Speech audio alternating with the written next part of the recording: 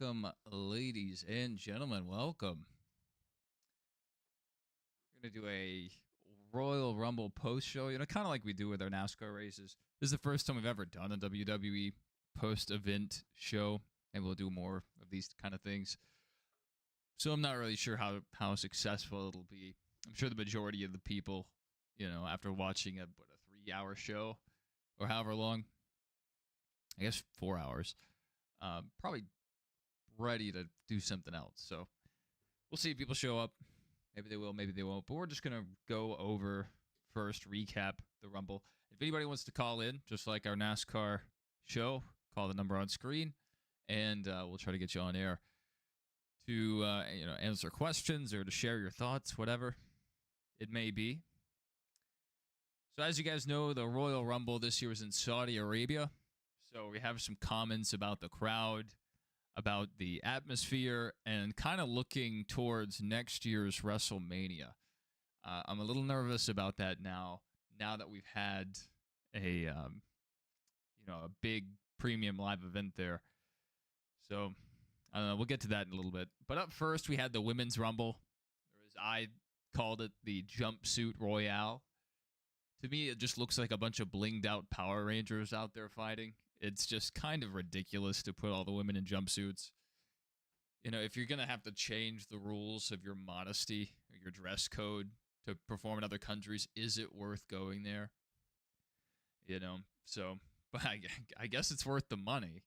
They always bring back random people for the Royal Rumble, and there's been rumors for years now that the Saudis are going to throw a bag at Roman to come back and fight, not Roman, at The Rock to fight Roman. So, yeah, I liked the amount of pyro, Double A. I like the amount of pyro.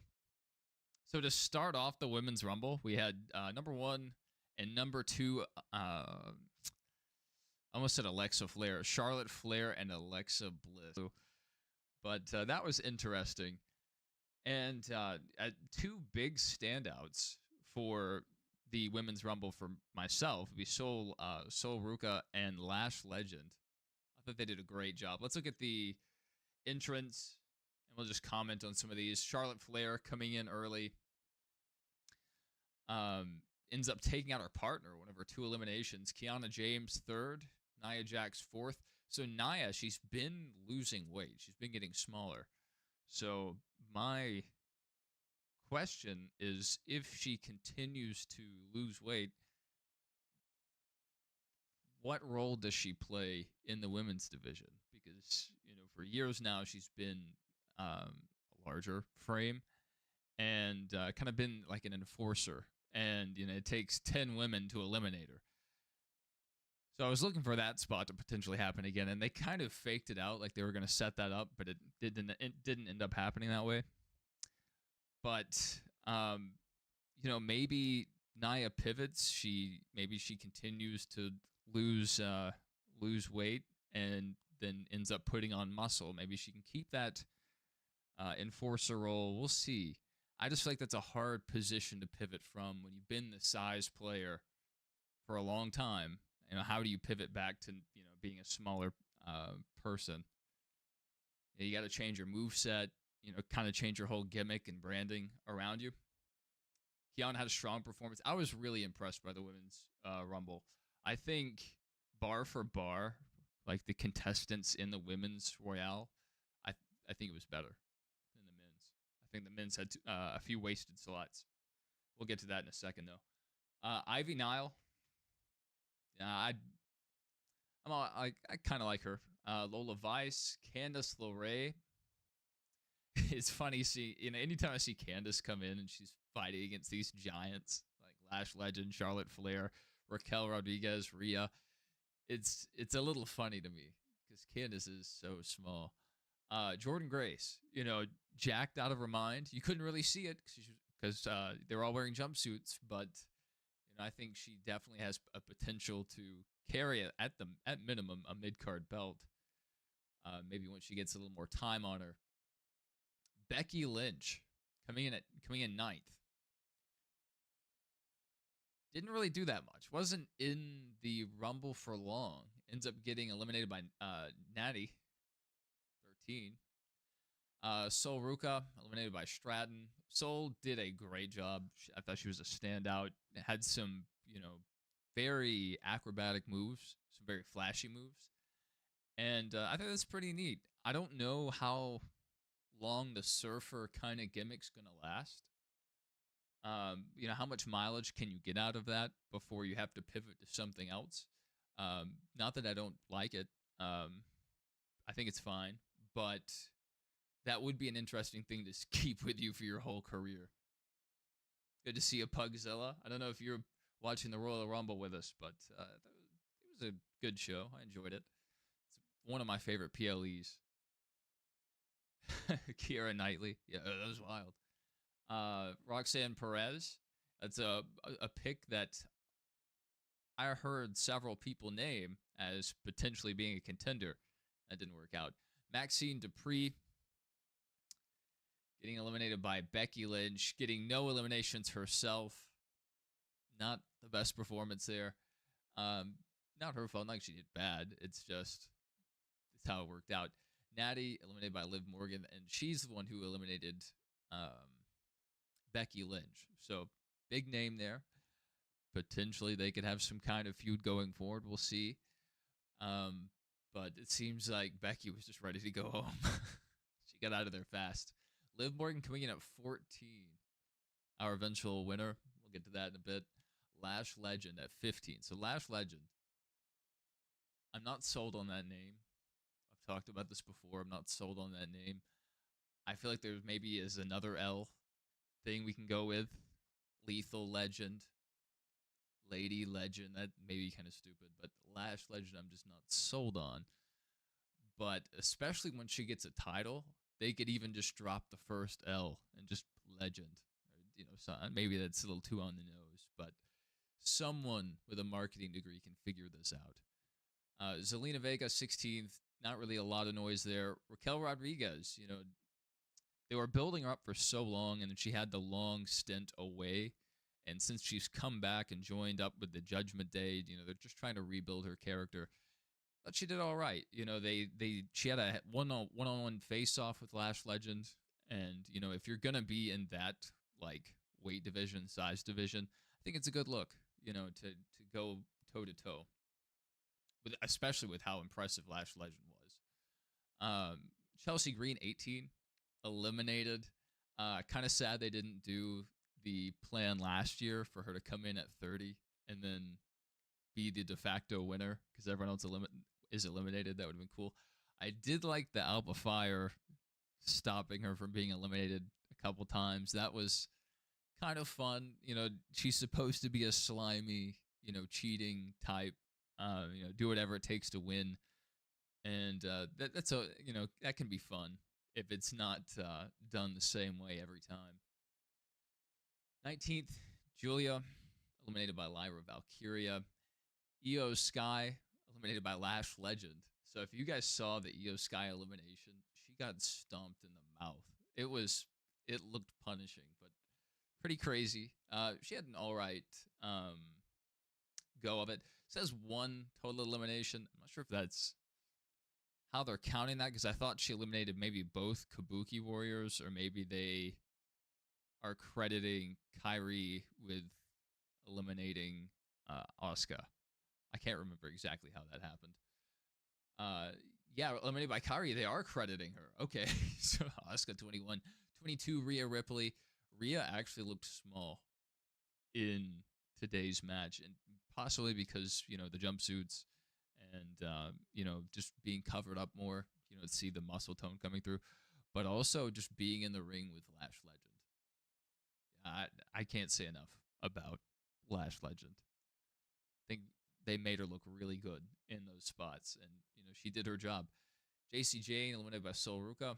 Nikki Bella, that's a name that we've seen her in a few programs last year, and I think her first appearance was at the first airing of Netflix, so the very first Raw last year. So she's been back for about a year and a month now, 13 months. Back wrestling probably about half of that time.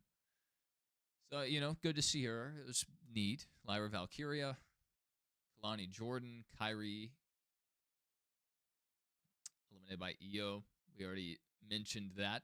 And then 29, potentially one of the biggest pops of the night, which is kind of crazy to say, Brie Bella. It was really cool to see the twins back together.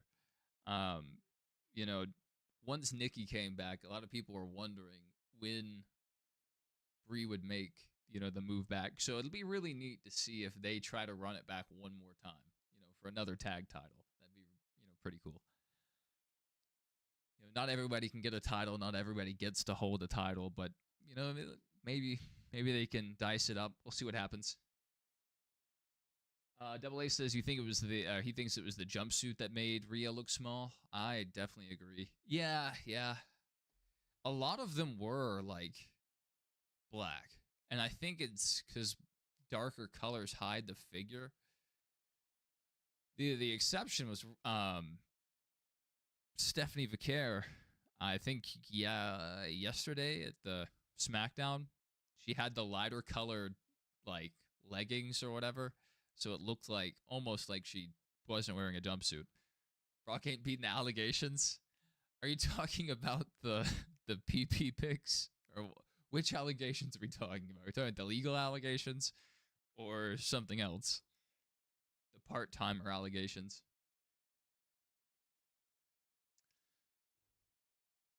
I was kind of surprised to see Brock come in because I didn't know if they would.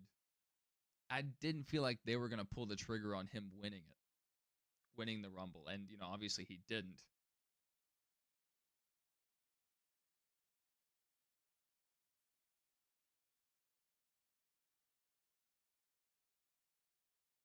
Someone just texted me and asked if I was going to take this exam with him. I've already taken it past that, so I'm not really sure what they're asking about.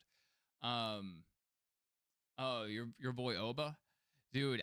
I thought that was really cool. Lash Legend was a standout. We'll get to the men's Rumble in a second. I thought Oba was very impressive, and we've known he's had this potential. He's been talked about. People were wondering when they would pull the trigger and send him up to SmackDown or Raw, and he has the look. I think he has the charisma. I think he could be a draw. We'll see which way they take his gimmick. You always kind of have to have a flavor for the character. But I definitely think he has the potential. We'll get that in just a moment.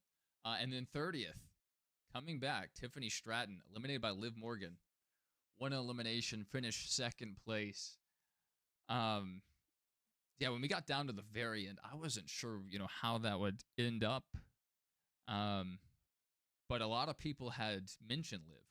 I think Liv was one of the highest names, or one of the most frequent names that I saw for winning the women's Royal Rumble. The exception to that would be Bianca Belair, which Bianca Belair and AJ Lee were both no-shows, which is kind of surprising. I was totally expecting at least one of them, but I was really thinking maybe it was Bianca's time to come back, and I feel like there's a story there, and a good one. Bianca like several other people, she has the look, she has the popularity, the fans behind her, the move set. So at some point she's gonna get the title back, but maybe she has to wait another year. We'll see. Let's see what else. Yeah, I mean, not really. Not really anything else I want to highlight. If you guys have anything else you want to, just bring up, that's fine. And as always, if anyone wants to call in, go ahead. We'll go to X over here, and we'll jump down to Gunther versus AJ. So this was a big match. Gunther's been set up as a career killer. He's done it to Goldberg. He's done it to Cena. And now he's done it to AJ Styles. And there's been an outpouring of support for AJ. I thought some of this was pretty neat. I think this one might actually be the thumbnail. So that's neat. And it was really cool to see him. He went to take off the gloves. This is the big thing. So AJ lost. He got choked out, got put to sleep. A lot of people were saying they were supposed to lift the arm 3 times and they only did it once. So I don't think that matters. But a lot of people are bringing it up. But he went to take off his gloves, put him back on, did the whole, you know, phenomenal one and all that. And he recently copyrighted or trademarked, whatever the term is, his name and his logo and all this stuff. So potentially he's setting up for a post-career merchandising thing, or a lot of other people have been saying maybe he goes back to TNA to end his career. So it looks like potentially this could be symbolic of I'm done with WWE, for at least for now. But I'm not done wrestling. So maybe he does a 2-3 month sprint in TNA, maybe picks up the title and fights a WWE champion. They do a title versus title. Like, I don't know. There are ways they could do this, but we'll just have to wait and see how they play it. Because it didn't really look definitive. It wasn't like Taker laying out his uniform, his hat, his gloves, all that. Didn't quite look like that. Looked like they were going there, but he put his gloves back on and left. So keep an open mind. AEW maybe. I've seen that thrown around, and there's a lot of names, a lot of people that, are brought up that they want AJ to fight in AEW. And maybe for the money, but just being a TNA and WWE guy for so long, and also New Japan, he could go back over to Japan, do that. I think that's a little less likely. But I could definitely see him transitioning over to TNA for a while. Samoa Joe's there. That's a good point. That would be cool. It just depends, it depends. I don't know if they would be as open to him taking his trademarks to AEW unless it was in his contract when he signed his last contract with WWE. I feel like they'd be more willing to let him do that in TNA. I don't know if that's any indication. This is just a wait and see thing.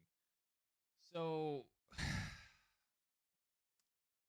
I didn't like the outcome, A lot of these guys, they're legends, I feel like they deserve a little more respect, and I don't really like seeing them put to sleep. You could have somebody interfere. You could have a low blow, just, something to make the, protect the losing person, It's a very weird way. It's a very slow tempo way to end a match. Someone getting put to sleep. There's no fight. It's just kind of goes quiet. And I guess that's, part of the point. But I don't know. I mean, I preferred Gunther's gimmick strictly being ring general, talking about the sanctity and how pure he wanted wrestling to be, how respected he wanted it to be. Now they're trying to make him into this legend killer, and it makes me think that whenever Orton calls it quits, Gunther's going to make Orton go to sleep. And, I don't know. Perhaps they're doing a good job because, Gunther, he's not one of the oldest guys, so he definitely has a few more years left on him. And I don't think he'll ever be a face. I think he'll stay heel, especially retiring John Cena and now retiring AJ Styles potentially. So, I mean, that's good for heat. I'm not, sure people are going to think of it that way, but I think on Monday when he comes out, you're going to hear a pretty negative reaction when he starts talking about AJ Styles like he did John Cena. I think you're going to hear a lot of boos. So I don't know. The only other thing of note is during the match, AJ started bleeding out of his arm. I'm not sure when that happened. I couldn't go back and look at it. But I mean, overall, it was a fun match, and it was impressive that AJ can still go as hard as he does, and potentially towards the end of his career, if not at the end of his career. And that's good to see because that means he still has the mobility in his joints. He still has some functionality, range of motion. Because a lot of times, especially the older generation of wrestlers, they would just go forever. You know, like Ric Flair, still getting out there in the ring, getting laid out every few months. Doing heart attack spots during the matches.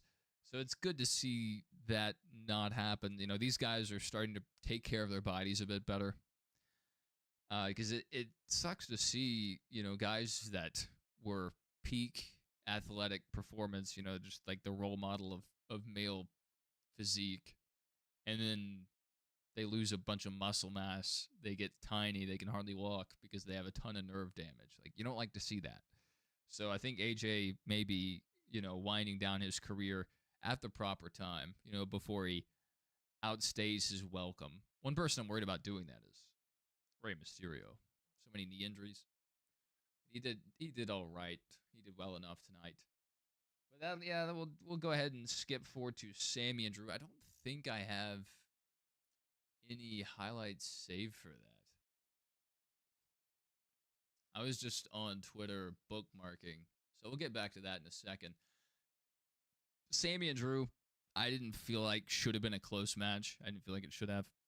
The only reason, let's be real, the only reason Sammy was in the title fight here is because of where the match was held. Let's just be transparent. That's the only reason. I know, in WWE, like, you kind of have to buy into the kayfabe that smaller guys can beat up bigger guys. But if we're being 100% honest, in no universe does a guy with Sami Zayn's physique beat Drew McIntyre, a guy with that physique, unless he has a gun. It's not going to happen. So I'm glad it went the way it did. And, Drew just got the title, so he needs a few defenses. Doesn't have to. We've seen Drew lose the title 2 minutes after getting it, so he doesn't have to have. But it's good they gave him a defense. I just don't like Sammy as a character. I think the whole underdog gimmick for years is ridiculous. He's been involved in several of the top storylines in WWE, period. And yet somehow he's still an underdog all the time. He just needs to get into wrestling. He just needs it. I need to be in WrestleMania. Bro, you were one of the main focuses just a couple years ago. You don't need to be there. I'm still angry that he took out he took LA Knight's spot last year. I have to get one of the Monster Zero Sugar stickers and the white one and do the white car. What are you doing? Put a Monster sticker on my car. Do not do that. You can, if you do, put it on the Toyota. Don't put it on the Camaro. But stickers don't belong on my car. I mean, overall, I thought it was a good match. I thought it was a hard-hitting match. I like to see that, guys just destroying each other over the course of the match. I want to see some hard hits. I want to, see some passion there. And, I was glad how that one turned out. Now, my big question is Drew going to still have the belt come WrestleMania? Because once you get to this, talk about the Men's Rumble, is he going to be the guy that the winner faces? Not going to beat around the bush. It's Roman Reigns. You can see it on the screen. So let's go ahead and get to the Men's Rumble entrance. Obafemi coming in number 1, Braun Breaker number 2. So they kind of leaked yesterday. I don't know how legit this is, or if they were just covering up for their mistake. But they announced Braun Breaker was entrant number 1. Then Paul Heyman got angry with Adam Pearce and got him to switch it. So Oba came in 1, Braun Breaker 2. But before Braun Breaker even gets in the ring, he gets ambushed. All right, here we have a replay here. 1 from the number 2 spot. This is absolutely insane. Gets ambushed by a masked man. It feels like they're trying to let you believe that it's Seth Rollins. But that just, it doesn't really look like it too much to me. The stomp, that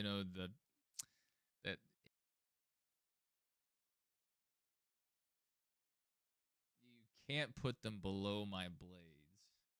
Under my blades? cut your tires. But yeah, I mean, that was an absolutely insane way to start it. I don't know if he's not really one to play around either, like, and hide his identity. You know, if that was Seth, if they were ready for him to come back, if that actually was Seth under the hoodie, I feel like he would have taken off the hoodie and done the whole laugh, I'm back.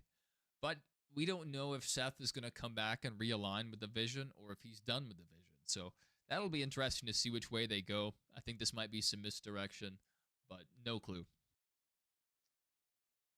Let's go back to our Rumble entrance. 3 Solo Sikoa. When Solo's number hit, I was like, oh my goodness. This guy's in trouble. Could it be Punk? Well, Punk was there. So technically it could be. I don't know if the frame matches too well, but it could potentially be. But I feel like if they were ready and it was someone that was participating, or someone that was active, I feel like they would have shown them. Like, because whenever someone comes in at cheap shots, a lot of times they'll take off the hoodie right after. And it's like, oh, that's who it is. It's crazy. So the reason, like the way they're keeping this secret makes me feel like they want to draw this out a little bit. Like they're not completely ready to like decide on who it actually was. So we'll see how they do or what they do there. When I saw Solo coming to number 3, I knew he was in trouble. I just immediately knew. I was like, oh yeah, this isn't going to turn out well for him. And then Rey Mysterio comes in. Rey recently injured, right? They had to call off a match because of a knee injury. I think that might have been during the European tour or wherever they were. So I was a little worried about that. And he didn't sprint. Usually he sprints and slides in. This time it was like a very slow jog. And he looked like he was really protecting his knee. So is there potentially an injury there that they're trying to protect? Or is he just trying not to do more damage? I mean, is he still hurt? I just have a few questions there. But, he is getting older. He's had a ton of knee injuries, a ton of knee surgeries, all this stuff. So we'll see how long he can go. Number 5, Rusev. So Rusev, at first, it looked like he might have a chance. And he definitely went back and forth with Oba for a while. But eventually, I believe Oba eliminated him. Matt Cardona. Cool to see him back in the Rumble. I believe he came back, a couple months ago, officially. So it's neat to see Matt back after being gone, on the Indies for so long. He was the king of the Indies for a couple years. At least a couple years. But yeah, I mean, a hard worker. So it's good to see that rewarded. I don't know. We'll just see if they have anything for his character. Maybe if they brought back mixed gender matches, we could have him and Chelsea Green team up. But who knows? 7, Damian Priest. When Damian came in, I said, this might be the one guy who doesn't get eliminated in 3 minutes. And I do believe he stayed in for quite a while. But yeah, it was one of the, other than Rusev, it was the one guy who, like, okay, this guy could realistically possibly go toe-to-toe with Oba, even though Oba has so much more size. Damian at least has the height. And he's not a small guy, but he's not Oba Femi.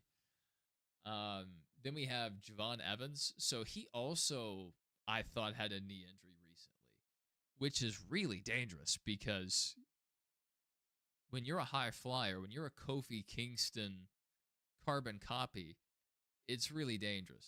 Really dangerous to, mess up your knees because that's your bread and butter. That's what you're there to do. So I was a little worried about that, but he came in and did, quite a bit of acrobatics, stayed in for a long time. So don't think it was an issue. Mr. Iguana. This is potentially a wasted spot. Now, a lot of these debuts, a lot of guys that have been called up recently, you could look at that as a wasted spot. Or you look at it as they're building the future. I saw a lot of comments that were saying, where's the star power in the men's Rumble? And that's a fair comment. But at some point, you have to build up the next generation of stars. And they haven't been doing that for a while. You may have a guy that gets called up and a year later they get cut. and yet we have a bunch of 45-year-olds out here, guys, reaching their 50s, and they're, holding belts or in the belt conversation. So you got to build up your young stars at some point. So I kind of look at that not as a wasted spot. Some of the guys that made their first Rumble appearances, but Mr. Iguana, probably a wasted spot. I thought it was funny. I enjoyed it, but would I have rather had a big name return, or maybe see someone else make a comeback? Yeah, probably.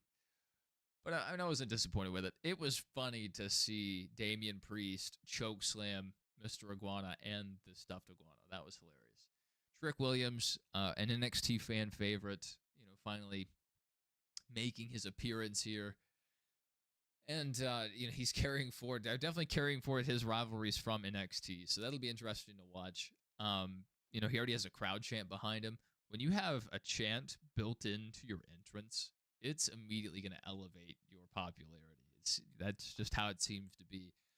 So, and the whoop that trick, all that, he definitely has the potential. So we'll see how that goes. It's just the one thing I'm worried about is they made so many introductions during the Royal Rumble, the men's Royal Rumble, that I fear that half of these guys are going to get cut the next year. We've been seeing that a lot with TKO. So whoever doesn't sell enough T-shirts, they're gone. So if you believe in any of these guys, you need to go buy some merch. 11, Cody Rhodes. So a lot of people were saying this was really the first big name in terms of star power. The people that are complaining about that were noting Cody's really the first big name. He had a concussion. Okay, I think I remember seeing that. I think you're right. Yeah, good to know it wasn't a knee thing, but concussions aren't any better. Doesn't affect the knees, but it will affect your brain. Cody, I didn't really think he would go back to back to back, win it for a third time. And the fans' reaction yesterday during SmackDown really indicated that they didn't want him to win it either. And I think his path forward is to play the heel role. I don't know if they ever want to go that way, because Cody just plays such a strong face, and that leans into his branding and all this stuff. So I'm not sure how far they want to go with that, but it may be time. It may be time. I heard the idea thrown around that Cody could come in as Stardust or whatever his old name was, and then come in as Dashing Cody Rhodes, and then come in as Cody Rhodes. That would have been interesting, kind of like the Mankind thing, where you get eliminated, you come back in as a different person. So maybe in the future we do that. Number 12. I was very excited for this entry. El Grande Americano. I had to fill my wife in on the lore of what's been going on with El Grande and how loved he is in this AAA. Especially since El Grande's been participating down there. He's really changed a lot of people's minds. He came in kind of as a heel, even though he's one of the greatest luchadors of all time. And, you can see that as, his more frequent use of Spanish phrases and his change of color scheme from red, white, and blue to the colors of the Mexico flag. So it's been interesting to see that. I've really been enjoying it. And but the controversy here is 13, the 13th entrant, the original El Grande Americano. I don't know what that means, because El Grande entered at number 12. But number 13 says he's the original. That there's only one El Grande Americano. There can only be one. So I have no clue how this is possible. I don't know if they use CGI. I don't know if they use AI. But I definitely want to see this El Grande story develop. I don't care if it takes up a match at WrestleMania. I want to see the El Grandes do a mask for mask match. Whoever loses gets unmasked. I want to see it.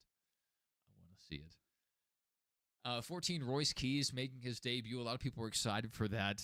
I saw a lot of hype for that leading into the Rumble. A lot of people believed he would be there, and he was.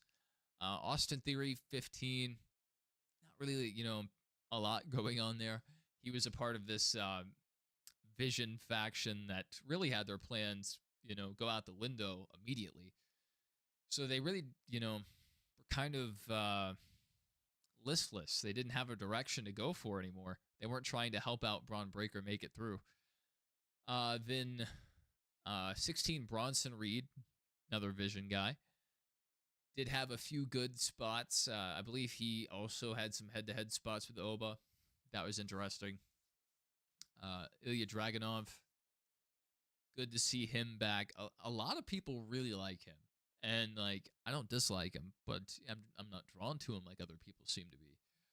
But good to see him in there. 18, potentially another wasted spot. A lot of people weren't impressed. I saw a lot of negative comments. I did like the bone outfit, though. It reminds me of Dale Jr. He wears the skeleton gloves. But it's kind of cool to see the outline of the bones and the skeleton and just have that momentary realization. There's a skeleton out there doing that, actually. So it's pretty neat. The skeletons are covered in meat and skin, but still. 19, Dragon Lee. 20th, Logan Paul. Logan Paul, usually has some, big spots. Not really a social media clip kind of performance tonight. And there were rumors that Mr. Beast and KSI were going to be there. I didn't see them, so I guess that just didn't pan out. I was hoping, not hoping, I was thinking maybe they would do the brass knuckles kind of whole gimmick again, or interference. That didn't happen. 21, LA Knight. I saw this name brought up a lot, that he would possibly go on to win, so I was really hoping for it. But LA Knight making his return for the first time in a couple months since Bronson Reed put him on a medical leave, doing the tsunamis on top of a car. I believe that's what happened. 22, kind of a surprise, it's not crazy that he was in the Rumble, but I didn't know if they would put him in just to have him get eliminated early. Because when you put big names in there, especially guys that are part-time, the Rumble, they either have to win or it needs to set up their story. Who are they going to feud with next? I don't really know who Brock's mad at right now. What's his goal here? Who is he going to go after? Maybe he tries to mess with Roman. I'm not sure what his aim is here. But I do like seeing him in the ring. And it was really cool to see Brock and Oba face off. That was really cool. And even though Brock was kind of big dogging him, I am Brock Lesnar. I'm the Beast incarnate. I think it's a look into the future. It's foreshadowing. There's going to be a passing of the torch eventually. And on the trajectory right now, maybe Oba could fill that role. So we'll see going forward. That may be something that's 5 years out, but keep an eye on it. Then we have number 23, The Miz. I like The Miz a lot. I think he's great on the mic. I think he has a good skill set, and he plays whatever role they need him to. He can be the underdog. He can be the comedy guy. He can be a slimy heel. He does it all. So I hope he gets another title shot before he calls it quits. And he still has time. He can still go pretty well, but he just hasn't been in that upper echelon for a while now. He was hosting WrestleMania. So, that's a long way from the main event space. So hopefully Miz can get involved in something some point in the future. I would like to see that personally, but, who knows. Rey Fenix, 24, 25, Jey Uso. I think he was out of breath before he even threw the first punch. I don't like Jey Uso. Roman Reigns, 26. Roman has Roman's the level of superstar that comes in and just the vibe in the room changes. And like Stone Cold, glass breaks, everyone pops. The Rock's music hits, everyone pops. Roman, there's a pop, but then there's like kind of a lull as people are watching this slow entrance, and it's almost like a respect kind of deal. Like people are like, this is Roman Reigns because he is such a part timer. When he shows up, it's usually something special. So that's interesting to see. Enjoyed that. Jacob Fatu. It was interesting to see 3 family members come in back to back to back. 28 Penta wearing the green. That was interesting, not red. 29th Randy Orton. And 30th Gunther. I was really sad. I knew Gunther had a spot in the Rumble. That was the whole stipulation of if AJ won, he would get Gunther's spot. But I was really disappointed when we got to 30 and we didn't see a big return, like a really big return, or someone coming in from a different company. And the name that was thrown around a lot was Chris Jericho. I didn't think it was going to happen, but I wanted it to happen somewhat. A lot of people want Chris Jericho back, the same Chris Jericho that left, but we wouldn't be getting back that Chris Jericho. We would be getting back current day old man Chris Jericho. So is that really the way we want to do things? Would Chris come back as a fighting talent, or would he be more of a manager role? I think that could be really interesting. Or maybe do a transition. He fights, but then he goes into a leadership role, maybe starts a faction, kind of like the Judgment Day deal, and then bows out. I don't know. But yes, I believe it was yesterday. It was at some point recently. His AEW contract was set to expire. But today, even as of today, Chris Jericho was still shown on the AEW roster on the website. So a lot of people were coping, saying, oh, that's just to keep it a surprise. But would AEW really help out the WWE like that? I feel like they should have a little more cooperation. I feel like if Edge had been able to come over and fight John Cena, that would have been awesome. And in return, WWE allows him to use the name Edge again instead of just being Cope. That's a stupid name. I'm sorry, but it's a stupid name. But 29th, Randy Orton made a good run at it. He's getting up there in time. Been injured a bunch. But I'm really worried he's running out of time. And who knows when the next injury could happen. So I'm really disappointed in how they've dealt with Randy Orton since his return. He has the physique. He has the star power. When you have star power, you don't need a belt. You don't have to be in the championship conversation constantly. But he really hasn't been a part of a compelling storyline. It seems like he's always on the back burner. He's looking at Cody's belt constantly. Back when Cody had the belt, I'm going to take that. I'm going to take that, and then that doesn't happen. And he's always right there on the outside looking in. It's always like they're hinting Randy's going to turn. Randy's going to, he's going to do it. He's going to go for the belt, and it just hasn't happened. What's the delay there? Because we're running out of time. Our WWE superstars or megastars, maybe even, a lot of them are getting up there in age, up there in their mid to late 40s. Time is running out, so we need to make use of it, but you have to balance that with building up the young talent. So, it's a hard job. I'm not jealous of the people that have to book it. I just wish we handled it a little bit better. According to Connie, said Triple H never contacted him about using Edge. I completely believe. I completely believe that. Yeah, was it Chris? Did he do the interview with Chris Van Vliet, whatever his name is? That really good wrestling reporter does like the cool interviews and stuff. Might have been him, but it could have been anybody. have been Meltzer or somebody, who knows.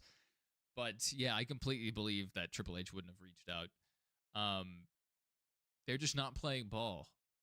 But I feel like even with how anti other companies Vince McMahon was, I feel like he might have had enough respect for Cena that if Cena said, I want to fight Edge, I think he would have made it happen. It wasn't Chris, it was somebody else. Chris is a good one. But yeah, just disappointing. I've been happy with how Triple H has been booking the legends. I think they did Goldberg dirty, especially cutting off his speech, going away. John Cena's whole farewell tour was botched, just completely. They tried to recover it in the last few months, and there were some good moments, but the whole year should have been that. You know, the greatest of all time. I don't know if he really is or not, but that's what people call him, John Cena. Such a big name, transition into Hollywood. I think he's doing a great job over there. I don't think they did that right. I think they did him wrong. And if I'm John Cena, I'm a little ticked off about that. That is right.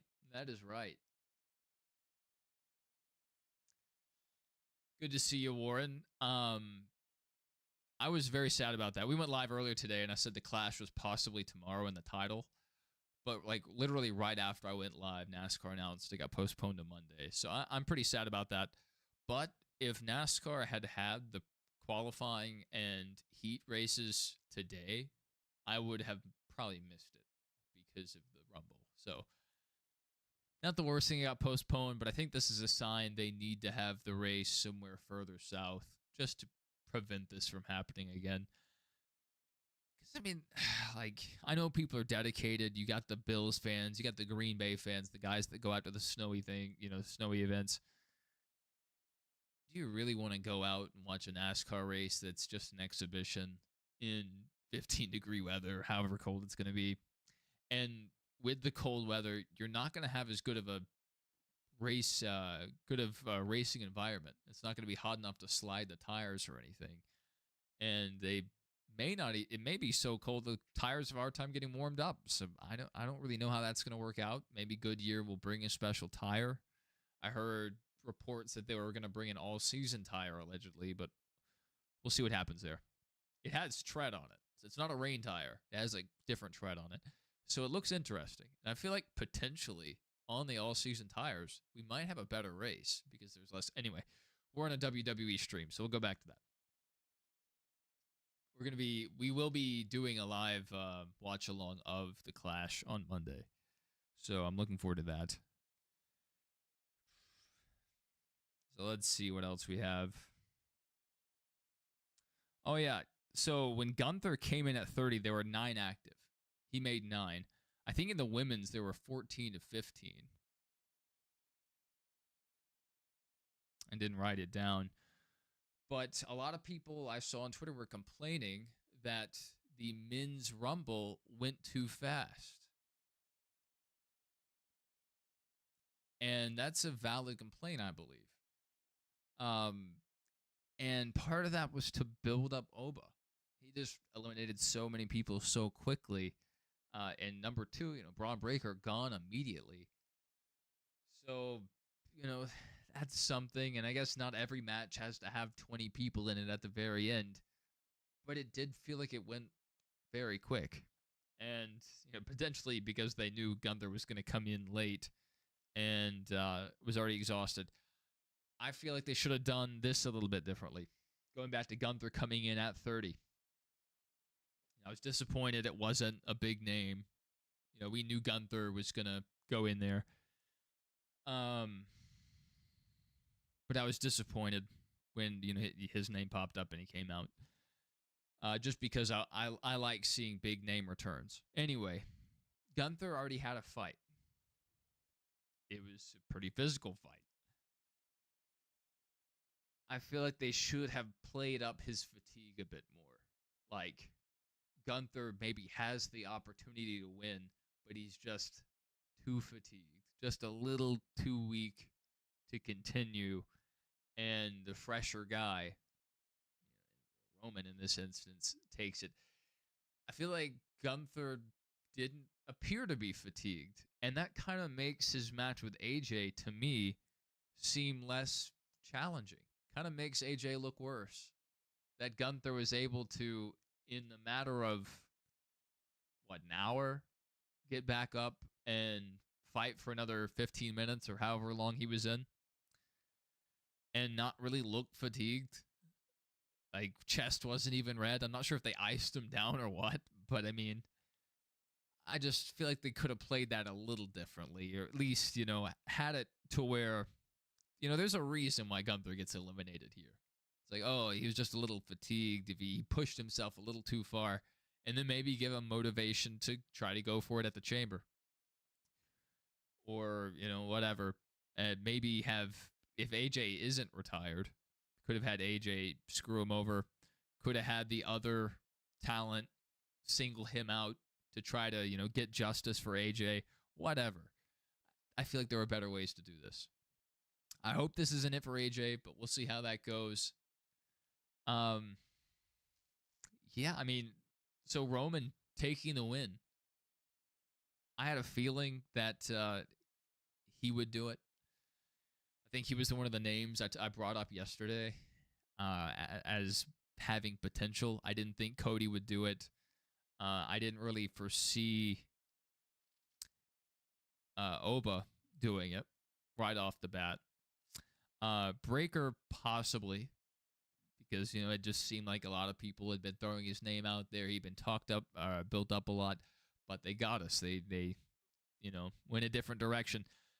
And I feel like one reason why I believed or put a little more faith into Braun Breaker was because, they said he was going to be number one initially in that leak. I'm not sure if that was a real leak or not, coming in the number one spot. Because a lot of times the number one entrant will make it a long way, because they're going for that Iron Man record.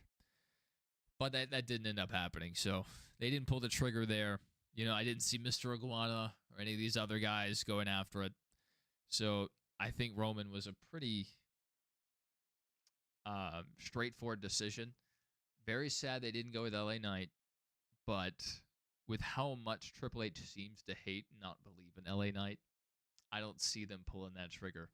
I don't know if they ever will. A little pissed off about that because I'm a big believer in LA Knight. I think he has the charisma to carry a big belt, and he's another guy that's getting older.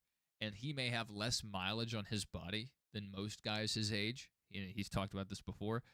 But at the end of the day, Father Time beats all. And, the clock is going to expire at some point. So they need to pull this trigger on LA Knight. And he gets the big pops wherever he goes, wherever he comes out. He can talk on the mic, when he has had a couple botches here and there, but I mean, pretty technically sound. I believe it was, I don't know if he still does, but years ago, he used to do the mocap, the motion capture for the 2K games. So that means he knows other people's movesets. So we know he can be versatile if they want him to go that direction. So I just think he has the ability. But Triple Nose doesn't believe it. Triple Fraud. I have no clue if Triple H, if it's his fault, but I hate this whole WWE Unreal stuff. I hate it. I see the appeal of why people might like it, but it ruins the illusion. I want to believe these guys hate each other and want to kill each other and kill each other's dogs and family and whatever. I don't want to know that they're hugging and kissing in the background. I don't want to know that. Because more than likely, a lot of these guys that feud are good friends. You're like, oh, these guys have chemistry. They're probably working together pretty closely. But you want to have that inkling, that ounce of doubt that, like, oh, these guys, they might really hate each other. But we don't get that. Especially with Unreal. It just ruins the illusion. But anyway, I'm happy for Roman. The question now is who Roman goes after. I don't think Roman's a guy to go after the heavyweight title, but I do think maybe he could have a better storyline with Punk than he could with Drew. But the question that I have is, will those two still have their titles come WrestleMania? Will Drew still be holding the WWE title come Mania? Will CM Punk still have the heavyweight title come Mania? Because if it changes, if someone else gets the title, that could potentially change who the winner is. And if, let's just say if Roman comes in, wins the title at WrestleMania, does he hold it for a whole year and fight The Rock next year in Saudi Arabia? And here's another thing we got to talk about. Well, Double A says a lot of hardcore fans don't like the Unreal thing. Haven't watched it yet because it doesn't appeal to me. I see the appeal. I see why people would like it because it's like, oh, you know, looking behind the curtain. Oh, this is how they did it. This is how they make decisions. But I don't want to know that they're just like going to people like, we're going to have you win, okay? You're going to win tonight. You're going to go over. We're going to strap a rocket ship to you. You know, I don't want to know that. That just cheapens the product for me. And it really makes me believe in the allegations that they're choosing their champions and who to push based off of who's selling merch. And there's probably always been an element of that, but it has been excessive in the TKO era. And I just think the company's getting worse overall. With every change, with every new era we have, I just feel like they're going for money over quality. Dude, this was okay. This was my favorite spot probably in the men's Rumble. El Grande versus El Grande. I thought this was so good. And I hope they have a mask v mask. I don't care. I'm you're crazy. Where did you even get monster stickers? Drank a monster earlier and it made me so jittery. But it tastes so good. I need a water. One of the better outdoor, they're not as hooked into our traditions. So, yeah, you can see that there. That is pretty funny. But what was I saying? Oh yeah, they weren't doing the countdowns. You know, when you during the Rumble, you count on 5, 4, 3, 2, 1, whatever.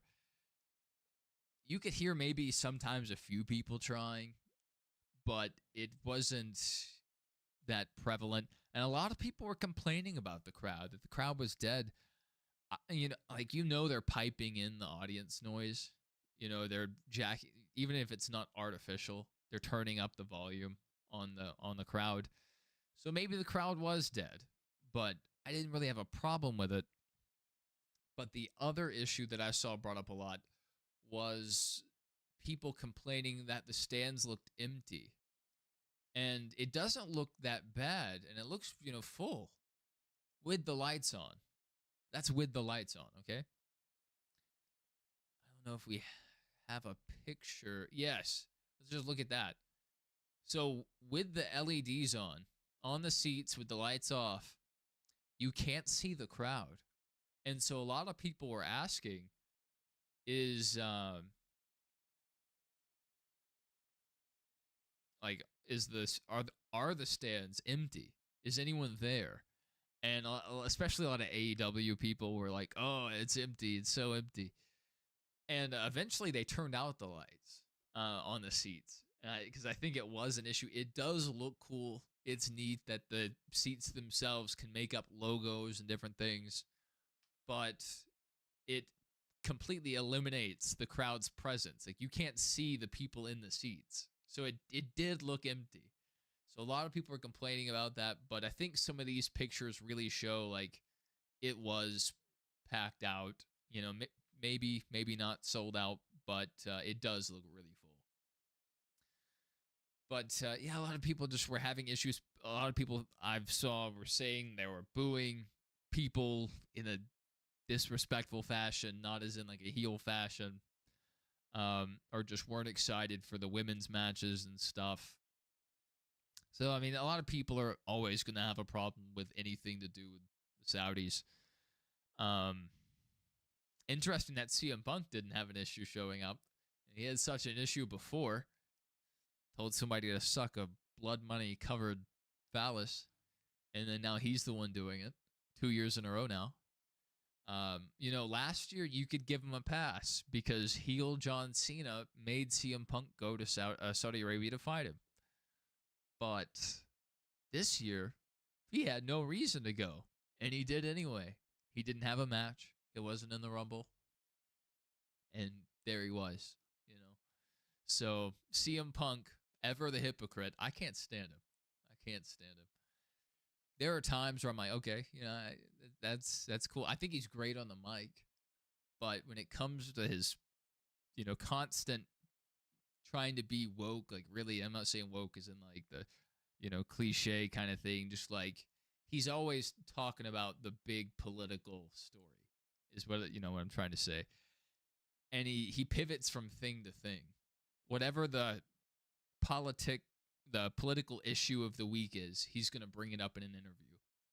He's gonna mention it. But then he directly goes and he contradicts himself by going out here to Saudi Arabia for the second time now. He's the one taking the Saudi money now. It's just, I think it's two-faced. I think it's performative when he comes out with all these, political phrases. Becky Lynch, I liked how she did it. She was walking, it looked like behind a set or something, and it was, after the ice storms had gone through, and, she was like, I don't like ice, it hurts people, it injures people, it's dangerous, and she was, kind of doing her Trump impression. And you could Clash watch along on Monday, so I hope to see you guys then. And until then, not sure we'll go live again potentially later. Might do some backroom stuff.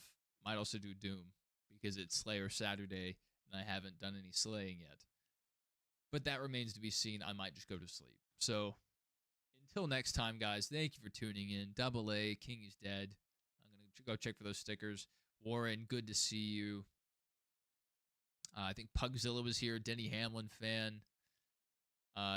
Johnny Hill, big Oba Femi fan. Double A said Oba is goated. Double A says Bianca could win the chamber. I didn't see that. But yes, it's definitely a possibility. Bianca's just so, just talented. Like, she has the look. She's good on the mic. And, has the look. I don't know if I've already said that. But she's just a complete package, So, set for superstardom. And she's also just a fan favorite. Maybe not every fan, but huge with the younger girls, and I think a lot of women like her, and I think a lot of dudes like her because, she looks the part and she does a good job, so I like to see it, and I think it's hilarious when she uses her hair as a weapon. When she hit Rio with it, I forget which match it was in, but I think it was last year, and it left the mark. Oh my goodness, that was crazy. So I always enjoy that. I think it's pretty crazy how she maneuvers her hair around because, it'd be really easy just to yank that thing out. But anyway, it's been fun, guys. We may try to do this again in the future. The difficulty with that is after a lot of WWE events, they wind down around 10 p.m., 11 p.m., whatever. And a lot of times after the shows, I get on and talk to my boys about it. So we'll see if we're able to do this again. We may try this for some other events. I've been considering going live for some news stories. So maybe if there's a big standoff or a police chase, we can tune in and watch it. But until next time, guys, hope everybody enjoyed the Rumble. Hope to see you guys on Monday for the NASCAR Clash. May go live later tonight, and may also go live tomorrow. So if we do, if we don't, then, I'll see you guys when I see you. If not, hope to see you guys on Monday for that Clash and our post-race show